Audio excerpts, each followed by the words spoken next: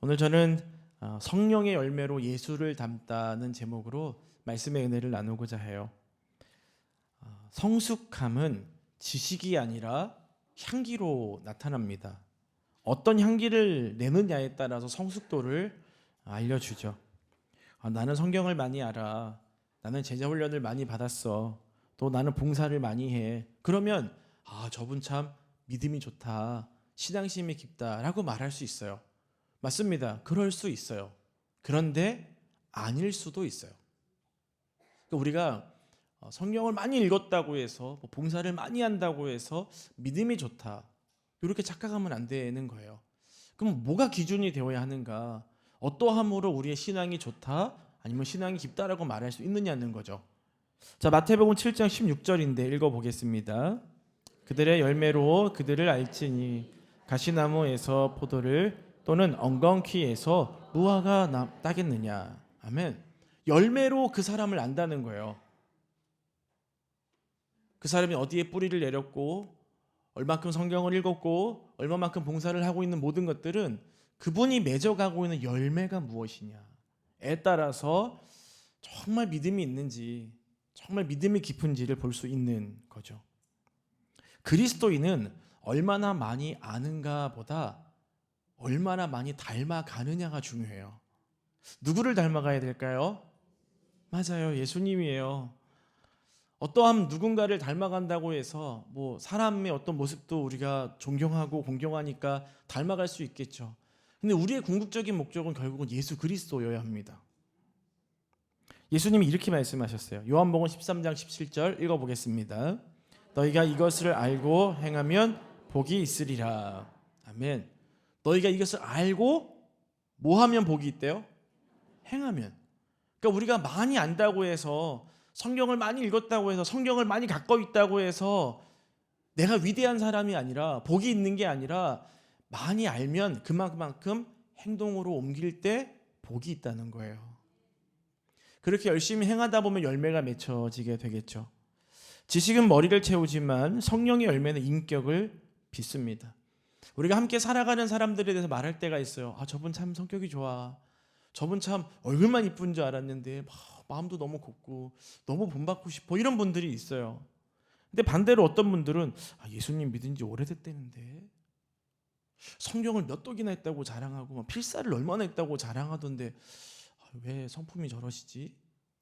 왜 저런 말을 하고 왜 저런 행동을 하지? 그럴 때가 있어요. 저와 여러분들이 기억해야 할 것이 무엇이냐면 이 성품은 나의 노력으로 만들어지는 게 아니라는 거예요. 제가 참 고등학교 때 인격적으로 예수님을 만나고 제가 그 불광천, 은평구에 있는 불광천을 이렇게 혼자 걸으면서 고민을 많이 했어요. 나의 이 고약하고 못된 성질은 왜 예수님을 닮지 못하는가? 왜 나는 변하지 않지? 분명히 나는 수련회 가서 예수님 만나고 예수님으로 인해 내 삶이 뭔가 새로워졌다라고 나는 분명히 느꼈는데 왜 변하지가 않지? 말도 생각도 마음도 변하지가 않는 거예요. 그러니까 너무 괴로웠었어요. 그 고등학교 2학년 때였어요. 그때가. 그 친구한테 물어봤어요. 너는 바뀌어? 변화가 돼? 자기 다 된대요. 그래서 되게 부러웠어요. 나중에 깨달은 거예요. 내가 이걸 노력한다고 어느 정도 노력해야 되겠지만 나의 노력으로만 되는 게 아니구나. 어떻게 해야 변화될 수 있을까요? 성령의 내주하심이에요. 성령이 내 안에 들어오시게 되면은요, 내 노력이 아니라 성령께서 열매를 맺어 주시는 것입니다. 그러다 보면 변하는 거예요. 닮게 되는 것이죠. 나무가 뿌리 깊이 좋은 양분을 받으면 열매는 저절로 맺히게 돼요. 성령이 내 안에 계시면 자연스럽게 우리 인생에서 예수 향기가 납니다. 그러니까 우리가 막 저 교회 다녀요, 저 예수 믿어요, 예수 믿은 지 몇 년 돼서 말 안 해도 저분 보니까 예수 믿나? 교회 다니나? 이런 게 보여지게 되는 것이죠. 자, 여러분 오늘 말씀을 통해서 성령의 열매가 맺어지고 예수님을 닮아가는 저와 여러분들이 되기를 축복합니다. 자, 첫 번째 교훈은요, 성품은 노력보다 열매라는 거예요. 내가 열심히 노력하는 것도 있겠지만 성령께서 나의 성품을 만져주시고 이루어 주신다는 거죠. 야곱의 아들 요셉이 억울하게 애굽으로 팔려갔고 감옥에도 가게 됐어요. 그런데 그가 그렇게 형제들에게 버림받고 참 쓰디쓴 인생을 살아가면서 내가 여기서 살아남을 수 있는 길은 줄을 잘 타는 거야. 보디발에게 가서 잘하고 착한 척 열심히 하는 척 하면은 나를 좀 봐주겠지? 나를 어떤 자리를 올려주겠지? 그렇게 하지를 않았어요. 감옥에 가서도요, 술 맡은 관원장, 떡 맡은 관원장에게 잘 보이려고 꼬리를 살랑살랑 흔들지 않았다는 거예요. 창세기 39장 2절이에요. 읽어보겠습니다. 여호와께서 요셉과 함께 하심으로 그가 형통한 자가 되어 그의 주인 애굽 사람의 집에 있으니. 아멘. 그러니까 요셉의 성품은 하나님께서 함께 하심으로 그 고난 가운데서 빚어진 사람이라는 거예요. 내가 뭘 하려고 사람에게 인정받으려고 노력한 게 아니라 그저 그냥 하나님이 지금 나와 함께 하시니, 지금은 고난이 있고 아픔이 있고 어려움이 있어도 주님이 나와 함께 하시니까 최선을 다하는 거죠. 그러니까 그 성품이 나오는 거예요. 빚어져서 나오는 것이죠. 그의 인격은 고난이 빚은 단단한 열매였습니다. 그가 형제들을 용서하고 보디발의 아내를 용서했잖아요. 결국은 성령께서 그 안에 내주하심으로 낳은 열매라는 거예요. 베드로도 볼까요? 혈기 있는 사람이죠. 예수님 잡으러 왔을 때 어떻게 해요? 칼을 뺏어가지고 사람의 귀를 잘라버리잖아요. 예수님이 칼 도로 넣어 그리고 귀를 고쳐주시죠. 혈기 있는 사람이었어요. 대단한 사람이었죠. 그뿐만입니까? 나는 절대로 예수를 부인하지 않겠다고 했던 사람이 베드로였는데 3번이나 부인하고 마지막엔 저주까지 했어요. 자, 그런데 그가 변화돼요. 어떻게 변화됐을까요? 오순절 성령 강림 사건 이후에 바뀝니다. 그가 말씀 전하는 사람으로 바뀌는 거예요. 그가 설교했더니 3,000명이 예수님께로 돌아옵니다. 할렐루야. 누가 그렇게 만들었어요? 성령께서 하신 거예요. 내가 어떤 노력을 해서 그 짧은 시간에 베드로가 조직신학을 배웠겠어요? 선교학을 배웠겠습니까? 설교학을 배워가지고 막 사람들 앞에 설교하고 평가받았겠어요? 아니에요. 성령이 함께 계시고 그 안에 계셔서 그가 말씀을 전하니 성령께서 그들을 감동케 하고 하나님께로 돌아오게 한 것이죠. 따라해 보겠습니다. 성령이 사람을 바꾼다. 한 번 더요. 성령이 나를 바꾼다. 내가 나를 바꾸는 게 아니라 내 배우자나 내 옆에 있는 사람들을 내가 어떤 말에서 바꾸는 게 아니라 성령이 바꾸시는 거예요. 그래서 저 사람은 왜 안 바뀌지? 저 사람은 왜 이렇지? 기도하는 거예요. 성령님, 저분에게 찾아가 주세요. 그의 내면에 찾아가 주시고 그의 마음과 생각과 언어가 바뀌게 해주세요. 저 사람은 입이 문제야. 저걸 꼬매버려야 되는데. 그럴 필요가 없다는 거예요. 성령께서 그 안에 계시면 하나님이 바꿔주시는 거예요. 열매는 스스로 자라지 않아요. 나무가 뿌리를 어디에 두느냐에 따라 달라지는 겁니다. 사막 가운데 있으면 열매 맺겠어요? 물된 동산 같은 곳에 있으면 열매 맺겠죠. 어디에 뿌리를 두느냐, 그게 중요한 거예요. 성령의 뿌리 내리는 사람의 인격은요, 결국 시간이 흐를수록 향기가 나는 거예요. 예수 믿는 사람이구나. 교회 다녔구나. 홀로코스트의 생존자인 정신의학자 빅터 프랭클린이 수용소의 절망 속에서 이런 말을 했어요. 인간의 마지막 자유는 태도의 선택이다. 아무리 내 인생이 절망적이고 정말 감옥 같다 할지라도 태도는 내가 선택하는 거예요. 환경은 바꿀 수 없지만 내가 어떠한 선택을 하고 어떤 생각을 하고 어떠한 결정을 하는지는 누가 정해요? 내가 정할 수 있다는 거예요. 여러분의 삶이 아무리 힘들고 어렵더라도 하나님이 기뻐하시는 선택을 하시기를 주님의 이름으로 축복합니다. 꼭 사울이 다윗을 죽이지 않고 인내했던 것처럼, 사울 죽이면 바로 고난 끝인 거예요. 바로 왕의 자리로 올라갈 수 있잖아요. 근데 그러지 않았어요. 여전히 그 옷자락을 자르고 나서도 막 마음이 불편해서 괴로워했던 게 다윗이었죠. 사랑하는 성도 여러분들, 어떠한 선택을 하며 살아가고 계십니까? 어떠한 말을 하고 계십니까? 나의 말을 통해서 예수 향기가 나는지, 나의 말을 통해서 예수 인격이 드러나는지 우린 스스로를 돌아볼 필요가 있어요. 근데 나는 내가 무슨 말 하는지 잘 몰라요. 잘 못 깨닫습니다. 그래서 늘 우리는 주님 앞에 서야 돼요. 그래서 신앙인은 목소리가 큰 사람이 아니라 분위기를 바꾸는 사람이에요. 여러분, 목소리 크다고 이기는 거 아니에요. 교통사고 나면 누가 이겨요? 목소리 큰 사람이 이기잖아요. 근데 신앙인은 그런 게 아니에요. 목소리 큰 사람이 이기는 게 아니라 분위기를 바꾸는 사람이에요. 문화를 바꾸어가는 거죠. 새롭게 하나님이 원하시고 하나님이 기뻐하시는 일들을 만들어내 나갈 수 있는 저와 여러분들이 되기를 주님의 이름으로 축복합니다. 자, 두 번째는요, 균형의 성품을 가져야 돼요. 균형. 자, 성령의 9가지 열매, 9가지 열매가 있는데 저와 여러분은 그 모든 열매들을 맺어가시기를 축복합니다. 자, 근데 그 열매 중에서 가장 중요하고 중심이 되는 게 있어요. 뭘까요? 사랑이에요. 사랑.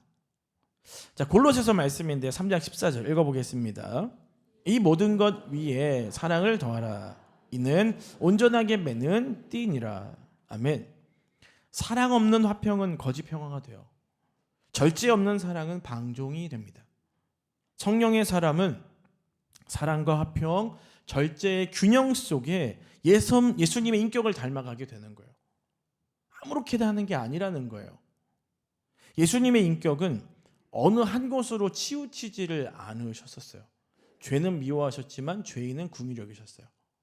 근데 우리는 그 사람이 지은 연약함, 죄를 보면 그 사람까지도 미워하잖아요. 한쪽으로 치우치는 거예요. 근데 예수님은 그러지 않으셨다는 거예요. 죄는 미워했지만 사람에 대해서는 긍휼함을 갖고 있었다.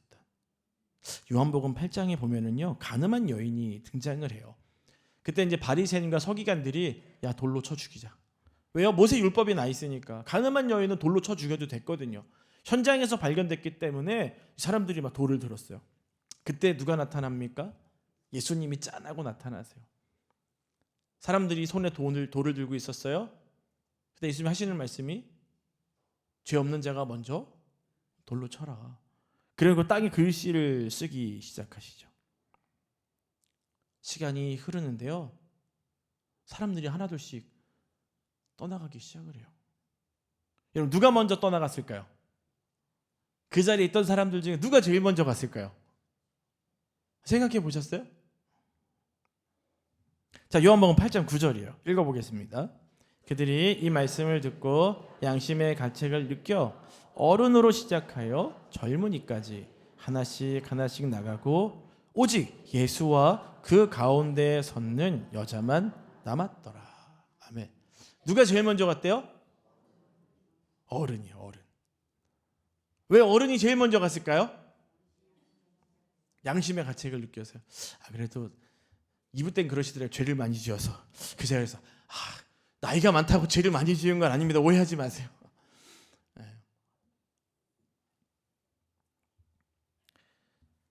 모든 성경들을 비교해 보면 나이 많은 사람부터 떠났다라고 기록을 하고 있어요. 양심 여러 가지들을 얘기할 수 있습니다. 나이가 들수록 사람은요, 자기를 돌아봐요. 그렇죠? 어르신들 여기 계시니까 내가 인생을 어떻게 살았지? 내가 무슨 말을 하고 살았지? 그래서 40이 넘어가면 자기 얼굴에 내가 어떻게 살았는지 다 보인다고 하잖아요. 내가 어떤 인생을 살았는가 돌아보는 거예요. 그러니까 나이가 들수록, 어른이 될수록 뭐예요? 내가 어떤 인생을 살았는가를 먼저 돌아보는 거죠. 그러면서 과연 내가 저 사람에게 돌을 던질 자격이 있는가를 보게 되는 거예요. 또 있어요. 율법으로 봤을 때는 나는 죄인이 아니에요. 근데 예수님이 땅에 뭐라고 쓰셨는지 알 수는 없습니다. 많은 학자들이 연구하지만 정답은 아직 나타나진 않았어요. 나중에 천국 가면 물어봐야죠. 자, 그런데 모세 율법의 기준으로 보았을 때는 나는 죄를 짓지는 않았어요. 근데 예수님이 하신 말씀과 땅에 쓰신 글씨를 보니까 뭐예요? 내가 내면으로 지은 죄가 많다는 걸 깨닫는 거예요. 나도 죄인이구나. 그게 이제 아까 말씀하신 양심의 가책 이런 것들이 될 수 있지만 내 안에 죄가 많구나. 모든 사람이 다 죄인이구나 라고 하는 것들을 알게 되는 것이죠. 그래서 나이가 많다고 해서 어른이 아니에요. 여러분, 어른은요, 자기를 돌아볼 줄 아는 사람이 어른입니다. 그래서 다 어른들 되시기를 바래요. 자, 그런데 예수님께서 그 여인을 향해서 다 떠나갔잖아요. 누구만 남았어요? 예수님하고 여인만 남았어요. 자, 이제 그러면은 취조를 해야죠. 너 왜 그랬어? 일단 사람들 다 갔으니까 일단 죽음은 면했거든. 자, 한번 얘기 좀 해보자. 예수님이 그 여인을 정죄하고 따지면서 물으셨어요? 아니에요. 예수님이 여신에게 얘기를 하십니다. 10절 말씀인데 읽어볼까요?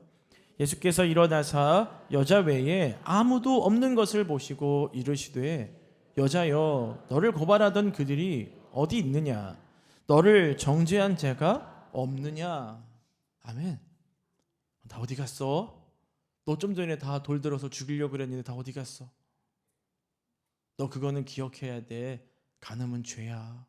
잘못된 거야. 가르쳐 주시면서 예수님이 뭘 하고 계시는 거예요? 가서 다시는 죄를 범하지 마. 죄에 대해서는 단호하셨지만 그 죄인인 그 여인에 대한 긍휼과 사랑의 마음은 너무나 위대했다는 거예요. 균형의 영성인 것이죠. 진리와 사랑을 동시에 지키신 거예요. 피아니스트가 이런 말을 했어요. 건반을 세게만 치면 음악이 아니라 소음이에요. 부드러움과 강함, 쉼표와 어떤 울림의 균형이 결국 음악을 만듭니다. 작게도 치다가도 세게도 치다가도 리드미컬하게 치다가도 부드럽게 치는 것. 그러니까 어찌 보면 우리는 그런 조율이 필요하다는 거예요. 인생을 살아가면서 너무 강해요. 뭐 이렇게 어려움이 많은지 건들면 폭발할 것 같아요. 얼굴만 봐도 무서워요. 여러분들 지금 얼굴이 좀 무서운 거 아세요? 늘 예민하고 신경이 곤두서 있는 거예요. 그런데 저와 여러분들은 그 강약을 조절할 줄 알아야 됩니다. 그게 바로 신앙의 성숙함이에요. 성령의 열매도 마찬가지죠. 사랑과 절제, 이 화평이 이런 균형들이 결국 아름다운 신앙을 만들어내는 것이고 결국 그 신앙이 우리의 삶을 만들어가는 것입니다. 사랑과 절제가 균형을 이루면 결국 그 사랑이 사람을 변화시키는 거예요. 무조건 모든 걸 다 허용한다? 그건 사랑이 아닙니다. 사랑이라는 이름으로 매일 혼내기만 하는 그것도 사랑이 아니에요. 균형이 필요한 것이죠. 바로 그 성령의 열매가 그런 변화의 씨앗인 것입니다.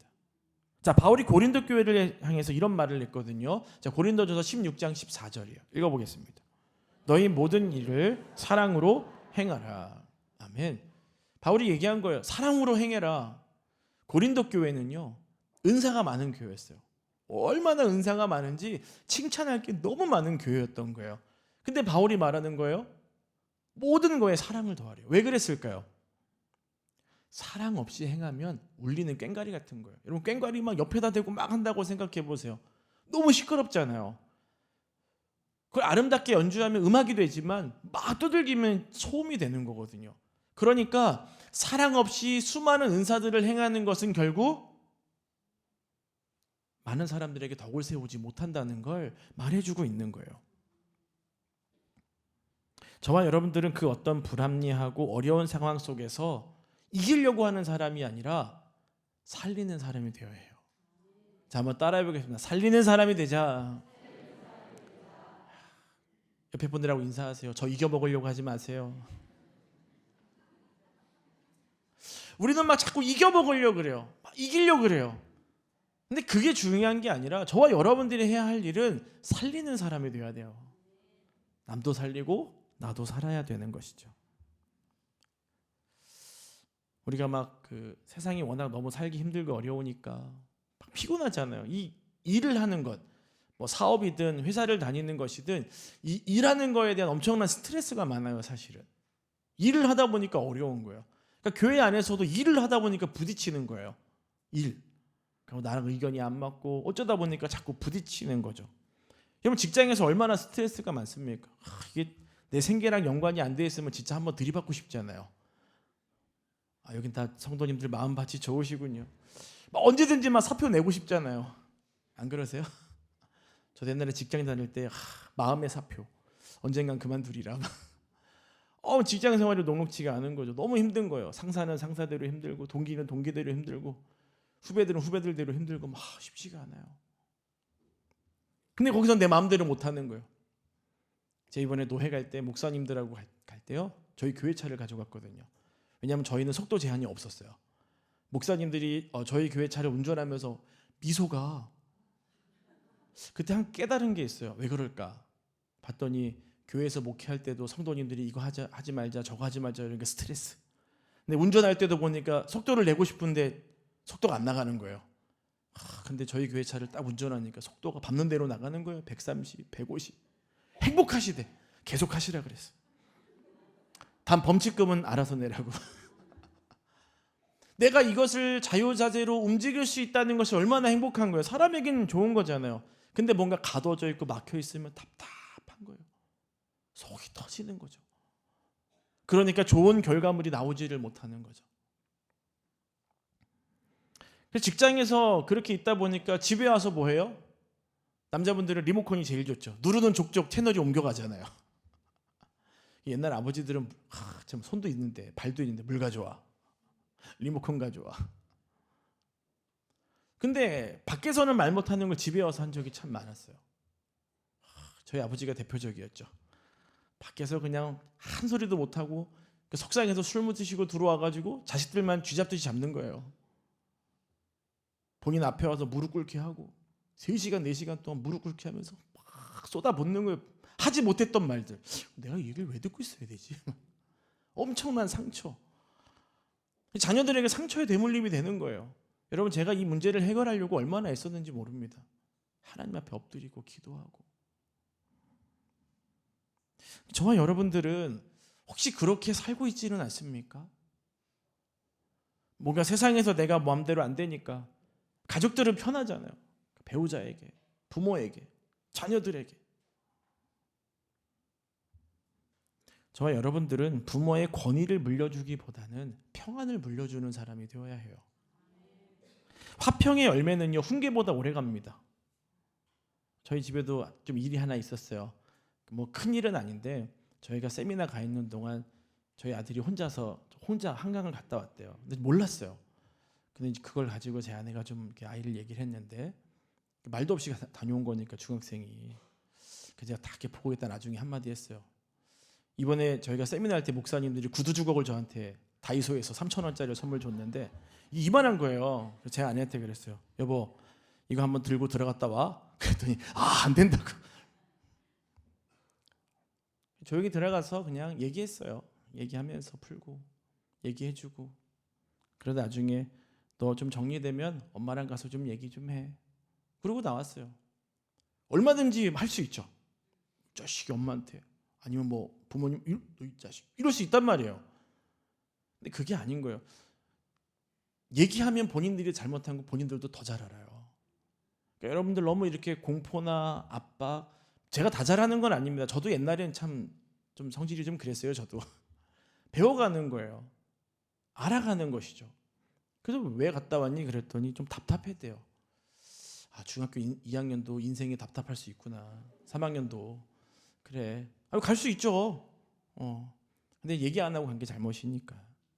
여러분, 배우자와 가족에게는 절대로 예민한 잣대를 대지 마세요. 아멘이십니까? 회사에서나 어떤 밖에서 있었던 일 좀 털어내고 집에 들어오시길 바랍니다. 계속 연습해야 돼요. 그뿐만이 아니죠. 교회에서도 마찬가지예요. 구역이나 어떤 부서 뭔가 막 오늘 좀 예민한 게 있었어. 그러면 교회 와가지고 선생님 이렇게 동역하는데 좀 뭐 하나 거슬려요. 좀 이렇게 좀 예민하게 말하게 되고 그러죠. 근데 여러분, 하나님께서 저와 여러분들에게 이미 이 성령의 열매의 능력을 주신 줄 믿으시길 바랍니다. 그래서 그러한 것들을 교회 안에서 훈련하는 장이 되는 거예요. 막 쏟아내고 피해 다니고 그런 게 아닌 것입니다. 그 가운데 있으면서 좀 마음이 때론 어렵죠. 저러고도 집사야 뭐 말을 저렇게 하고 뭐 충분히 그런 생각도 할 수 있습니다. 내년에 부서 어디 간대? 난 피해 가야지. 이런 피한다고 답이 되는 게 아니에요. 가면요 비슷한 사람 또 만나요. 이삭의 아들 야곱을 보세요. 형 에서를 피해서 도망가지 않습니까? 거기 가서 누구 만나요? 외삼촌 라반 만나요. 더 인생길이 고단해져요. 이런 피해간다고 능사가 아니에요. 때로는 마주하면서 그 문제들을 해결할 수도 있어야 됩니다. 단 지혜롭게, 분별력 있게. 저와 여러분들이 이 시험장, 가정, 직장, 교회 수많은 시험장들이 있지만 그 안에서 성령의 열매를 맺어가기를 축복합니다. 자, 마지막 세 번째예요. 성령의 사람은 반응보다는 인내하는 거예요. 인내. 우리는 막 맛있으면 맛있다 얘기하고, 그렇죠? 배고프면 배고프다고 막 뭐라 해요. 그럼 먹고 나면 배부르면 뭐라고 해요? 배불러도 말이 계속 나와요. 계속 말이 나와요. 기분 나쁘면 기분 나쁜 대로, 기분 좋으면 기분 좋은 대로 계속 말이 나옵니다. 계속 반응해요. 그런데 성령의 사람은 반응하기보다는 좀 기다려보는 거예요. 기다려보는 거죠. 성령의 사람은 감정보다는 말씀을 선택합니다. 순간보다는 영혼을 선택하는 거예요. 한번 좀 기분 나쁜 거 쏟아내버리면 시원은 하죠. 영혼을 잃어버리는 거예요. 영원을 잃어버리는 것이죠. 그래서 성령의 사람은 감정보다는 하나님의 뜻대로 좀 반응해 보려고, 그렇게 살아내 보려고 노력하는 거예요. 모세가 얼마나 대단한 사람이었냐면 하나님 앞에 엎드려 기도할 줄 아는 사람이었어요. 하나님을 향해서, 자신을 향해서 백성들이 막 원망할 때 모세가 그들을 향해서 돌을 던지지를 않았습니다. 아마 감정적이었다면은 이 사람들이 또 그래 뭐 던질 걸 찾았을 거예요. 아무나 맞아라. 자, 그런데 안 그래요. 왜 그랬을까요? 그 이전에 한번 감정적으로 행동했다가 하나님 앞에 훈련받았거든요. 시내산에 올라가서 하나님께서 직접 만들어 주신 돌판에 계명을 받아 내려왔습니다. 이스라엘 백성들이 뭐 하고 있었어요? 금송아지 만들어 놓고 이게 하나님이다라고 했어요. 그때 모세가 감정대로 이 돌판을 냅다 집어 던져버리죠. 깨져버려요. 다시 계명을 주셔야 됐기 때문에 하나님이 모세에게 올라오라고 말씀하십니다. 근데 그냥 올라오라고 하지 않아요. 두 번째는 다릅니다. 뭘 가지고 올라오래요? 너가 직접 만든 돌판을 갖고 와라. 감정대로 행하면 이렇게 힘들구나. 모세가 40일 동안 하나님과 함께하면서 그 훈련들을 받는 거예요. 어떤 사람이 되어야 할지, 하나님의 임재 앞에서 자신의 삶을 돌아보게 되는 것이죠. 그래서 하나님께서는 뭐라고 말씀하시냐면 민수기 12장 3절이에요. 읽어보겠습니다. 이 사람 모세는 온유함이 지면의 모든 사람보다 더하더라. 아멘. 하나님이 인정해 주신 거예요. 원래 그런 사람이 아니었잖아요. 근데 그렇게 된 거예요. 왜요? 하나님이 훈련시키셨기 때문에, 성령께서 그 안에 있었기 때문에 그가 변화된 것이죠. 그러니 저와 여러분들도 성령이 우리 안에 내주하시게 되면 인내로서 우리의 삶이 변화되게 될 줄로 믿습니다. 그러니 내가 왜 안 바뀌지? 저 사람은 그럴 필요가 없는 거예요. 성령이 역사하시면 변화되게 되는 것입니다. 옛날에는 참을 일자 셋이면 살인도 면한다고 했어요. 요즘에는 참을 인자 셋이면은요 많이 참았대요. 이제 그만 참아도 된다. 한 번은 해야지. 많이 참았다는 거예요. 그만큼 우리가 인생을 살아가면서 인내심이 많이 줄어들었습니다. 요즘 트렌드도 바뀌고 있어요. 홈페이지나 유튜브에 올라가 있는 설교 영상 30분, 20분짜리가 잘 안 봐요. 뭐 보는 줄 아세요? 쇼츠 봅니다. 저희 교회 유튜브 구독자 수가 2,000명이 넘거든요. 쇼츠 동영상 제일 많이 본 게 2,000회가 넘어요. 근데 다른 20분, 30분짜리 영상은 많이 안 보셨더라고요.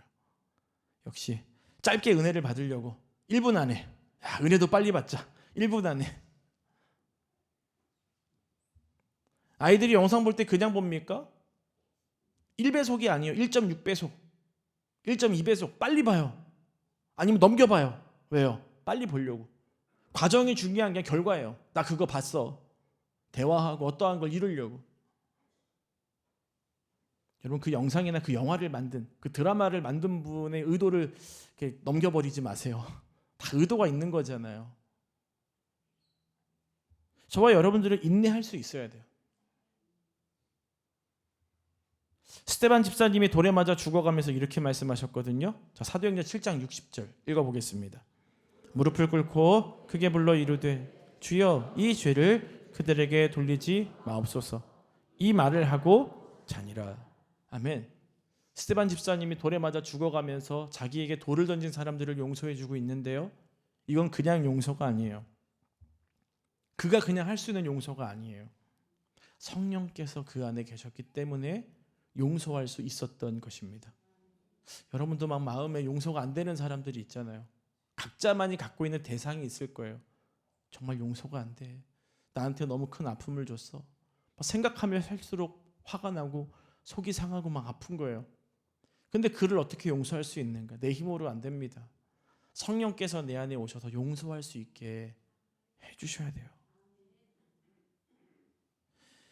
하버드 대학의 성인 발달 연구소에 따르면 진정한 성숙은 감정의 억제가 아니라 감정의 조화로운 표현과 인내의 능력이라고 얘기를 했어요. 인내는 감정을 없애는 게 아니에요. 그냥 무조건 견디세요, 이게 아니에요. 감정을 없애고 하는 것이 아니라 성숙하게 나의 내면을 다스릴 줄 아는 능력을 가지라는 거예요. 그것이 성숙이고 그것이 인내라는 것입니다. 그걸 아예 없애버리라는 게 아니에요. 저와 여러분들의 성령의 열매도요, 결국은 인내가 있어야만 이룰 수 있는 것입니다. 기다려주세요. 그 여러분도 기다리세요. 아마 정말 많이 기다린 분들이 있을 거예요. 언젠간 주님이 응답해 주시겠지, 언젠간 이루어지시겠지. 벌써 몇 년 아니면 10몇 년 동안 기다렸던 분들도 계실 거예요. 근데 안 이루어지는 거죠. 어떻게 될까요? 주님이 나를 미워하시나요? 주님이 나를 버리셨는가요? 제가 어떻게 알겠습니까? 근데 우리가 해야 할 일은 잠잠히 기다리는 거예요. 반드시 주님의 때에 주님의 방법대로 이루실 줄 믿으시길 바랍니다. 오래 산 부부가 진짜 행복한 이유는요, 싸우지 않아서가 아니라 오래 참는 법을 배웠기 때문이에요. 사랑은 인내의 가장 긴 호흡입니다. 기다려주는 거예요. 기다려야 돼요. 때로는 억울한 일을 참는 것이 패배가 아니에요. 내가 여기를 포기해? 그럼 나는 졌어, 패배했어. 아니에요. 그때부터 누가 일하세요? 하나님이 일하시는 거예요. 우리는 인정할 줄 알아야 돼요. 우리가 한계를 느낄 때가 언제예요? 최선을 다했을 때예요. 더 이상은 안 되겠다, 더 이상은 못하겠다. 그럼 우리는 뭐해요? 당신이 좀 해봐. 나는 안 돼. 난 최선을 다했어. 근데 여러분, 내가 못한 걸 남에게 토스하는 게 아니라 내가 못한 걸 인정하고 엎드리는 거예요. 그리고 하나님이 일하실 수 있도록 하나님이 일하시기를 나의 모든 상황과 환경들을 맡겨 드리는 것입니다. 그것이 우리가 해야 할 일이에요. 우리는 못하면 넘겨버리거나 못하면 패스하거나 못하면 포기해버리는데 아닙니다. 포기가 아니라 못하면 하나님께 맡겨드리는 일. 신앙의 완성은 우리가 교리를 정확하게 알고 그것대로 지키는 것이 아니에요. 신앙의 성숙은요, 결국은 인격의 향기로 그리스도를 드러내는 것입니다. 우리 아이들이 늘 하는 얘기 있잖아요. 엄마는 교회 가면 천사인데 집에만 오면 나한테는 악마야. 그럴 수도 있죠. 아이들 양육하다 보면 그럴 수도 있습니다. 자, 그런데 그 동기가 분노를 쏟아내는 방법이 아닌 사랑함이 되어야 하는 거죠. 인내함이 되어야 하는 것입니다. 여러분, 사랑과 인내로 잘 기다리셔서 성령의 열매를 다 맺어가시는 저와 여러분들이 되기를 축복합니다. 기도하겠습니다. 하나님, 오늘 성령의 열매를 알려주시고 그 열매를 맺을 수 있는 길을 깨닫게 하시니 감사를 드립니다. 내가 할 수 없다 이런 것을 느끼게 되었을 때 그것을 인정하게 하여 주시고 주님이 일하시기를 기대하며 살아갈 수 있도록 주님 도와주시옵소서. 예수님 이름으로 기도드립니다. 아멘. 우리 찬양하고 기도할 텐데요, 찬양의 가사가 이래요. 날이 저물어 갈 때, 빈들에서 걸을 때. 날이 저물어 간다는 건 어둠이죠. 내가 할 수 있는 게 없는 거예요. 보이지가 않는 거죠. 빈들을 걷는다고요? 가진 게 없어요. 내어놓을 게 없는 거예요. 근데 그때가 무슨 때입니까? 하나님이 일하시는 때라는 거예요. 나의 한계를 마주했을 때, 내가 더 이상 할 수 없다고 느껴졌을 때 주님이 지금 여러분 삶에 일하시기를 소망하고 기도하며 찬양하시기 바랍니다. 날이 저물어 갈 때, 날이 저물어 갈 때, 빈들에서 걸을 때, 그때가 하나님의 때, 내 힘으로 안 될 때, 빈손으로 걸을 때, 내가 고백해 여호와 이름. 주가 일하시네.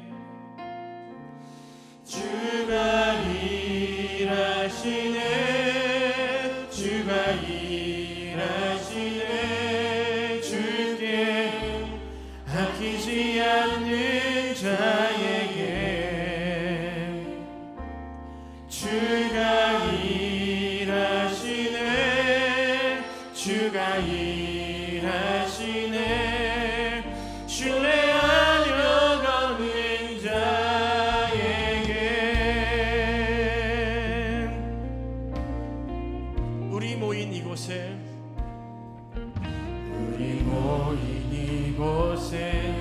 주님 함께하고 계십니다. 누리네 아버지 은혜.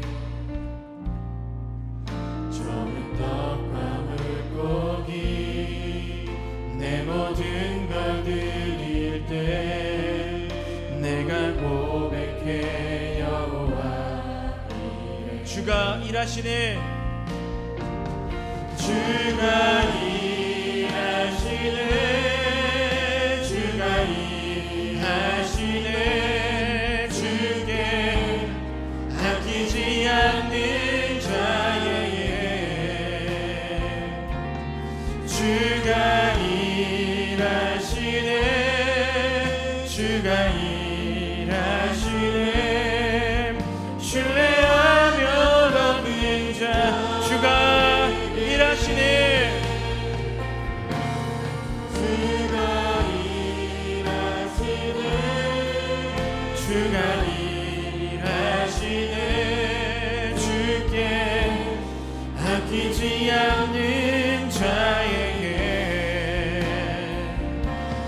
주가 일하시네. 주가 일하시네. 신뢰하며 걷는 자에게 주님 일하실 줄 믿습니다. 지금 우리 손에 붙잡고 있는 수많은 문제들 가운데 주님 일하실 줄 믿습니다. 건강의 문제에, 재정의 문제에, 관계의 문제에, 자녀들의 육체의 연약함 속에, 우리 말할 수 없는 수많은 아픔 속에 주님이 일하실 줄 믿습니다. 믿음으로 기도했으니 주님, 주님의 때에 이루어 주시옵소서. 예수님이 붙잡으셨던 신앙의 균형, 그리고 사랑, 인내를 가지고 우리 안에 성령의 열매를 맺어갈 수 있도록 주님 도와 주시옵소서. 반드시 믿는 자들은 역전됩니다. 주님이 일하시기 때문입니다. 늘 주님께 모든 상황과 환경들을 맡겨드리고 주님 일하심을 우리의 삶 가운데서 우리 눈으로 보며 귀로 들으며 우리 몸으로 체험할 수 있는 놀라운 역사가 우리의 삶 가운데 이루어지게 하여 주시옵소서. 이 시간 이 자리에 육체의 질병과 연약함을 갖고 있는 분들이 있습니까? 나사렛 예수 그리스도 이름의 능력으로 고쳐 주시옵소서. 치료하여 주시고 회복시켜 주시고 절망에서 일어나 소망을 주시는 주님을 바라보며 믿음으로 일어나 걸어나갈 수 있는 우리 모든 성도님들 되게 도와 주시옵소서. 주님이 소망으로 모든 인생을 인도해 주실 줄 믿습니다. 예수님 이름으로 기도드립니다. 아멘.